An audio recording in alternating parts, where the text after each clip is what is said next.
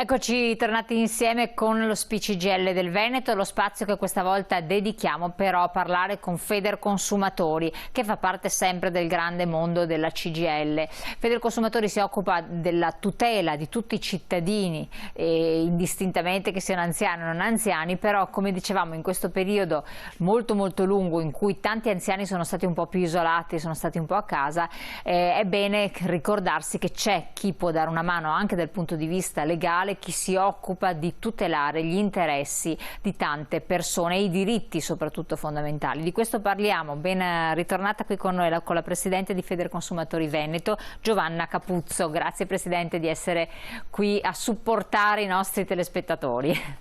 Grazie a voi sempre per il gradito invito. Allora, la prima cosa, un po' la premessa, voi come sportelli siete presenti in modo capillare in tutto il territorio, avete attuato anche adesso degli sportelli chiamati Covid-19 e adesso ci racconterà di che cosa si tratta. Un passo fondamentale è quello dello famoso SPID che adesso serve a tutti. Voi aiutate anche a fare questa piccola grande cosa, perché sembra una stupidaggine ma le persone da sole hanno difficoltà. Assolutamente sì, allora noi stiamo realizzando un progetto della Regione del Veneto finanziato dal Ministero dello Sviluppo Economico che serve proprio a dare dei punti di riferimento e di sostegno nonché di aiuto, di informazione e consulenza a tutta la cittadinanza per quanto riguarda ovviamente i problemi che possono essere derivanti dalla situazione ovviamente emergenziale dovuta alla pandemia da Covid-19. Allora noi siamo di fatto presenti sul territorio veneto con 52 sportelli, ma abbiamo deciso di dedicarne 13, sparsi un po' su tutto il territorio regionale, proprio per attività legate a questa progettualità. Questa progettualità che, come anticipava ovviamente lei, riguarda anche la possibilità di fornire un supporto ai cittadini per la richiesta dello SPID, che come appunto si diceva non per tutti è una procedura semplice, anzi più delle volte abbiamo riscontrato essere non proprio ovviamente semplicissima da poter effettuare in autonomia. Quello che poi noi abbiamo pensato proprio per realizzare questo progetto è di dare dei punti di riferimento per essere proprio più vicini alla cittadinanza ed aiutarli anche a svolgere quelle che ormai quotidianamente sono le diciamo operazioni quotidiane che magari in tempi addietro si potevano svolgere in maniera totalmente diversa e fisica, ma che per ovvie ragioni contingente anche la situazione di emergenza sanitaria si sono man mano ovviamente tramutate in procedure informatiche e a distanza. Quindi ben sappiamo che purtroppo in Italia il divario tecnologico, ovvero il digital divide, è comunque purtroppo ancora presente e molto importante, e quindi noi attraverso le nostre sedi diamo anche a disposizione dei cittadini interessati proprio delle postazioni internet e dei computer, con l'ausilio ovviamente di nostro personale appositamente formato, in modo tale da consentire a tutti di poter accedere a questi servizi infatti innovativi e tecnologici, anche per chi non solo non ha dimestichezza col mezzo tecnologico, ma magari anche proprio non ne possiede e quindi ha necessità di un punto di riferimento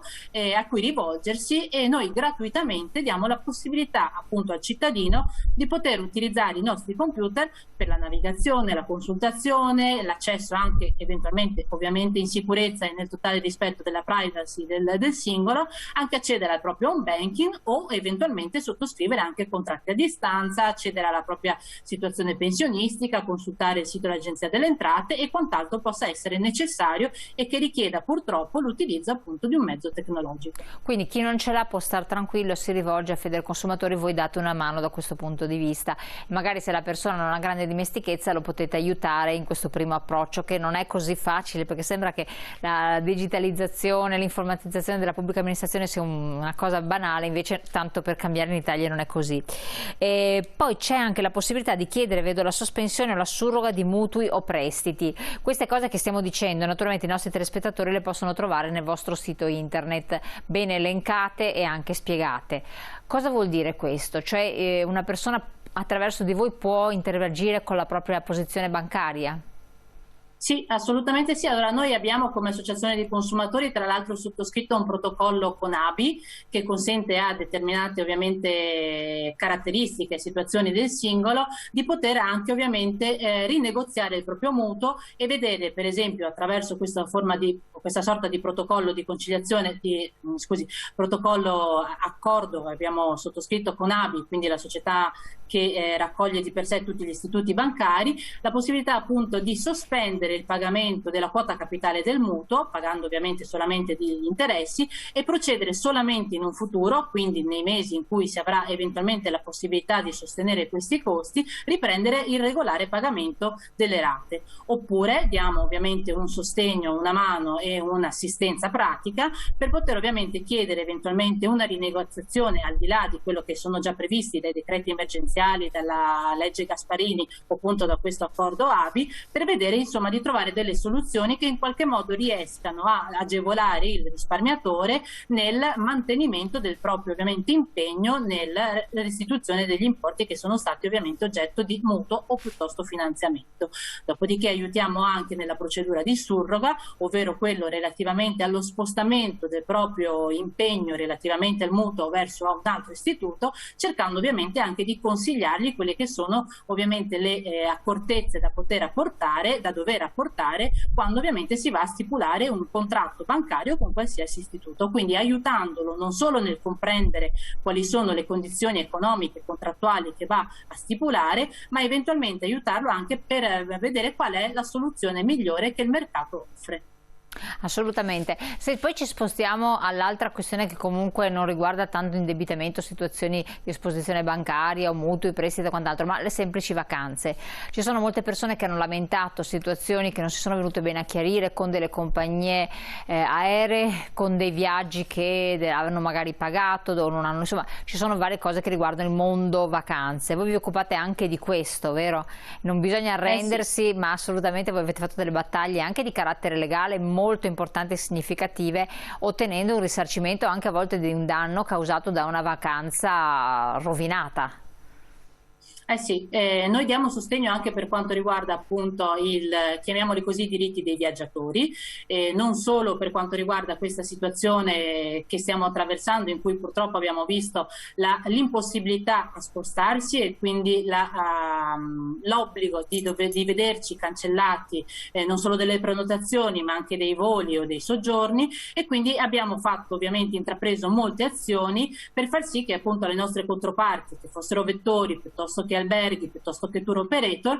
riconoscessero al viaggiatore, quindi al cittadino che aveva effettuato delle prenotazioni, ovviamente anticipando sicuramente dei costi, il rimborso oppure la possibilità di utilizzare in un futuro, ovviamente non troppo lontano, i suoi ovviamente biglietti, le sue prenotazioni per poter effettuare e godere del proprio viaggio, del proprio soggiorno.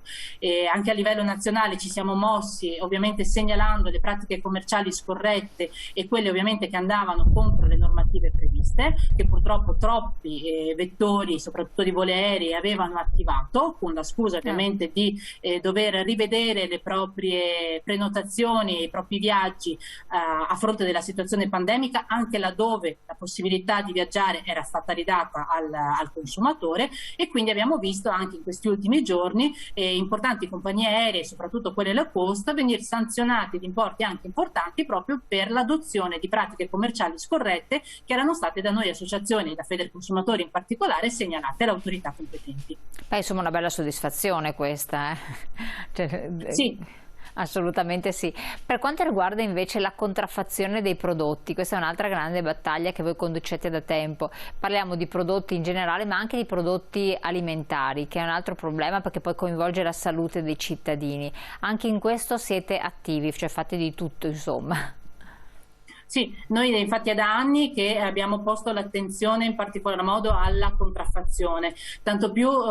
sempre collegandosi a questo periodo in cui, come stavamo dicendo anche in altre occasioni, è aumentata la vendita soprattutto a distanza di generi di qualsiasi tipo, e abbiamo visto anche in quest'ultimo anno e mezzo anche la vendita di alimenti, proprio per magari l'impossibilità di molte persone di potersi spostare e di raggiungere i luoghi che generalmente ovviamente frequentava anche per l'acquisto di generi di prima necessità e generi alimentari, purtroppo le truffe, le sofisticazioni e le alterazioni non sono mancate. Chiaramente noi siamo al fianco dei cittadini e soprattutto siamo un punto di ascolto e di ricevimento di tutte le segnalazioni, perché chiaramente non potendo essere presenti fisicamente neanche virtualmente in tutti i luoghi in cui è possibile effettuare degli acquisti sia di beni che di servizi, noi appunto ci rendiamo disponibili a raccogliere tutte le contestazioni, le osservazioni, anche i sospetti ovviamente dei cittadini, per poi poter procedere con le dovute segnalazioni o ovviamente alle forze dell'ordine preposte o alle autorità ovviamente che sono incaricate per la vigilanza di questo settore, ovviamente al fine di poter garantire al consumatore la maggiore sicurezza possibile ed evitare quanto più è nelle nostre possibilità e nella collettività il ripresentarsi di queste forme di truffe che vanno ovviamente a nutrimento fondamentalmente e in particolar modo della salute del singolo. Ecco, un'altra questione che si è manifestata soprattutto per persone di una certa età, la difficoltà di prenotarsi per la vaccinazione. Sembra una cosa banale, ma non tutti hanno una famiglia vicina, eccetera, non tutti hanno anche il coraggio di andare a chiedere la possibilità di farsi l'iscrizione nel portale. Voi avete aiutato e aiutate anche delle persone che si trovano in questa situazione, no?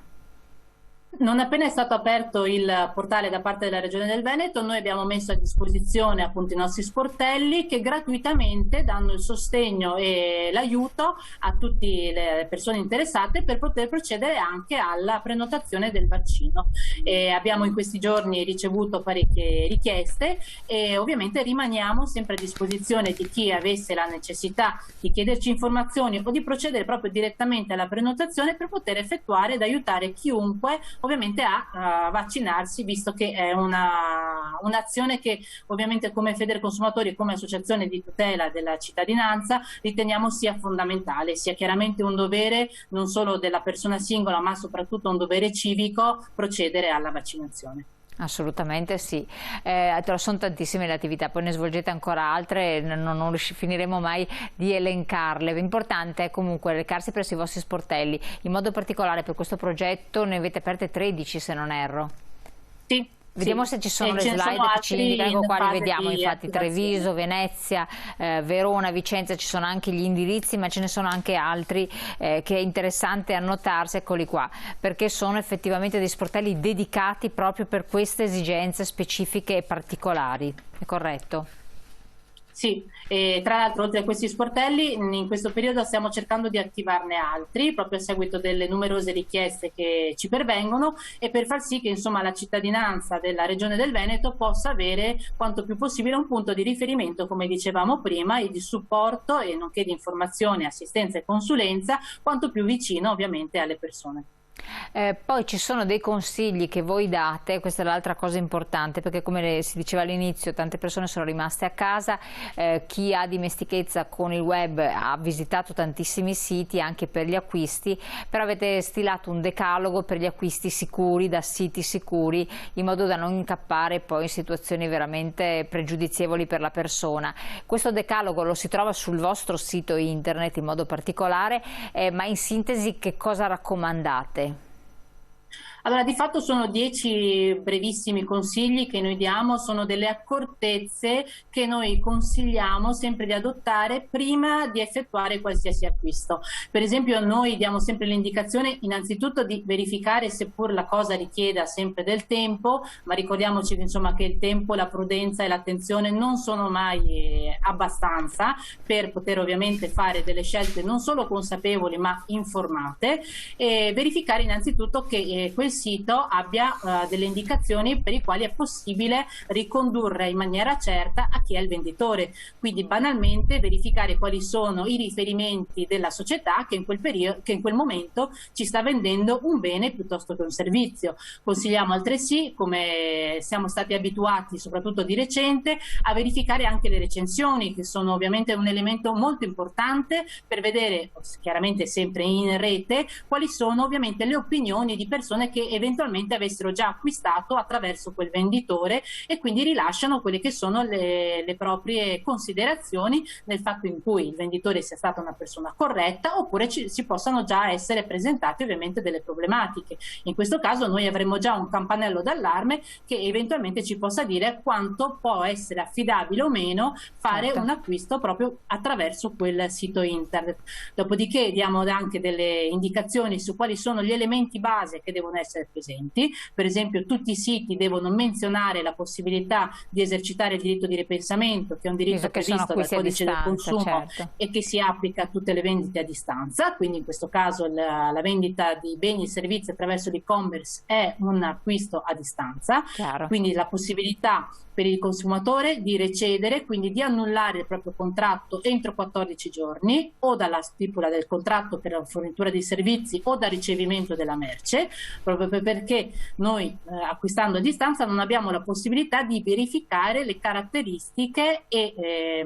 le potenzialità anche del bene che andiamo ad acquistare. Quindi nel momento stesso in cui noi lo riceviamo a casa possiamo anche, senza dover dare una giustificazione, ripensare sull'acquisto che abbiamo fatto, comunicarlo al venditore, procedere alla restituzione della merce e vederci restituite le somme che avevamo corrisposto. Tutto questo è elencato nel decalogo, poi ci sono anche altri suggerimenti, altre cose, magari anche in proseguo andremo a menzionarle, quindi vi invito a guardare il sito che è estremamente interessante. Presidente, eccolo qua, io ricordo ancora innanzitutto la possibilità di di chiamare le vostre sedi o di mandare una mail, prenotare naturalmente una consulenza, perché andare così a bomba non penso che sia indicato, e poi la donazione del 5 per 1000 che è un supporto all'attività che voi svolgete sul territorio, con il codice che si trova naturalmente sempre sul sito, giusto? Assolutamente sì. Perfetto. È una possibilità che il cittadino ha ovviamente di poter sostenere l'attività e poterci ovviamente consentire il proseguo di tutte le azioni a tutela della cittadinanza. Allora, benissimo, con questo vedete anche l'altra slide, comunque la trovate sempre sul sito, quindi è un modo per aiutare. Naturalmente poi quando si tiene la consulenza bisogna fare la tessera, mi sembra anche doveroso farlo per essere associati. Presidente, io la ringrazio, le auguro naturalmente buon lavoro. Buon proseguimento. Grazie a voi. E speriamo di averla presto anche nostra ospite. A voi telespettatori lascio, naturalmente chiudiamo questa rubrica, lascio la pubblicità, ci ritroviamo poi nuovamente dopo in studio.